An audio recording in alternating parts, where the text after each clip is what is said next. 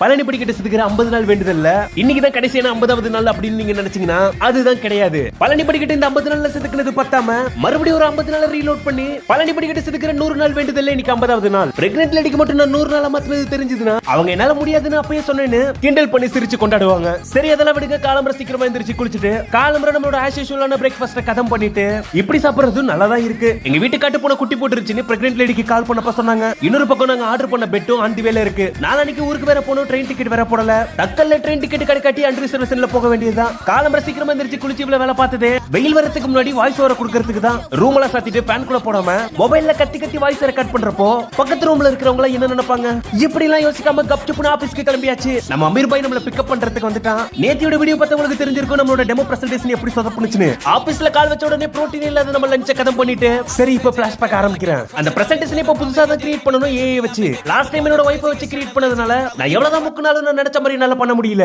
மண்ட புகஞ்சு போனதுனால கொஞ்சமா ஸ்நாக்ஸ் சாப்பிட்டுட்டு ஒர்க் பண்றதுக்கு டைம் பத்தலனால ஜிம் போறதுக்கு டைம் ஒதுக்கி மேனேஜர்ல இருந்து எல்லாரையும் சமாளிச்சு இன்னைக்கு ஆபீஸ் ஜிம்ல செஸ்ட் அண்ட் ட்ரைஸ் அப் முடிச்சிட்டு இன்னியோட ஒர்க்கட்டும் பயங்கரமா போச்சு. சரி மறுபடியும் ஃபிளாஷ்பேக் கண்டினியூ பண்றேன். கடந்த 2 வருஷமா அந்த ஸ்கேன் ஒர்க்க நான் பண்ணிக்கிட்டு இருக்கேன். மாசத்துக்கு ஒரு தடவை கண்டிப்பா பண்ணணும். அப்படி இந்த டியூ டேட்டுக்குள்ள பண்ணாட்டி அத மேனேஜருக்குள்ள எஸ்கலேட் பண்ணி ஒரு பெரிய பிரச்சனை ஆக்கிடுவாங்க. கடந்த 2 வருஷமா டியூ டேட் வரதுக்குள்ளே ஸ்கேனை கம்ப்ளீட் பண்ணிடுவேன். இந்த தடவை ஸ்கேன்ல ஒரு பிரச்சனை நல்லா அதை கம்ப்ளீட் பண்ண முடியல. நானும் அதை நிறைய பேர் கூட செக் பண்ணி பார்த்துட்டு ரிசால்வ் பண்ண முடியல.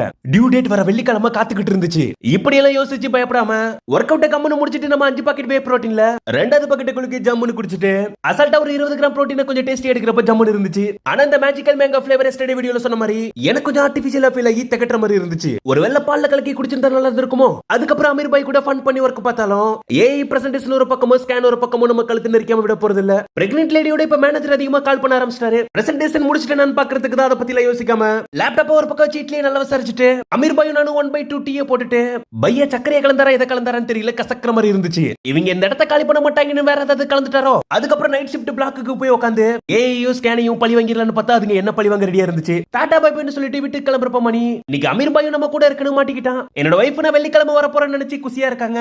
ட்ரெயின் டிக்கெட் கட்டி பாத்ரூம்ல உட்காந்தது வந்துருன்னு சொல்றாங்க. அமீர் பாய் அவனோட ஜாமா செட் எல்லாம் நம்ம ரூமுக்கு மாட்டிக்கிட்டு இருக்கான். ஏன்னா அடுத்த மாசத்துல இருந்து நானும் அமீர் பாய் இந்த ரூம் ஷேர் பண்ண போறோம். இது வரைக்கும் நான் வாஷிங் மிஷின் யூஸ் பண்ணது இல்ல. ஆனா இப்போ என்னென்னமோ ஆபரேட் பண்ணி இதுல துணியை போட்டுருக்க என்ன நடக்க போகுதுன்னு தெரியல. அப்படியே மேல போய் பார்த்தாங்க ஒரு ஜன்னல் தெரியுதுல, அதுதான் நம்ம அமீர் பாய் இப்போ வரைக்கும் வசிக்கிற இடம். நான் ஏதோ பட்டன அழுத்தினதுனால அது கண்ட மணிக்கு சுத்த ஆரம்பிச்சிருச்சு. அப்புறம் ஒரு 1/2 மணி நேரம் கழிச்சு வந்து பார்த்தேன், பயங்கரமா சுத்திக்கிட்டு இருந்துச்சு.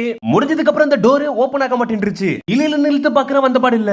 அதுக்கப்புறம் ஒரு 5 நிமிஷம் கழிச்சு வந்து இழுத்து பார்த்தேன், திறந்துருச்சு. கைக்கு வந்ததெல்லாம் அழுத்தினது இல்ல, துணியை தோச்சுதான் தெரியல. ஆனா நல்லா புளிஞ்சு எடுத்துருச்சு. இப்படிதான் என்னோட 3 நாள் துணியை ஒரு வழியா தோச்சேன். அதுக்கப்புறம் நான் தூக்க போயிட்டேன். ஆனா நீங்க இந்த வீடியோக்கு மறக்காம சப்போர்ட் பண்ணுங்க. அப்புறம் நானு நம்மளோட ஒரு நாளுக்காக இஷ்டப்பட்டதை கஷ்டப்பட்டு செய்யுங்க. நாளைக்கு பார்ப்போம்.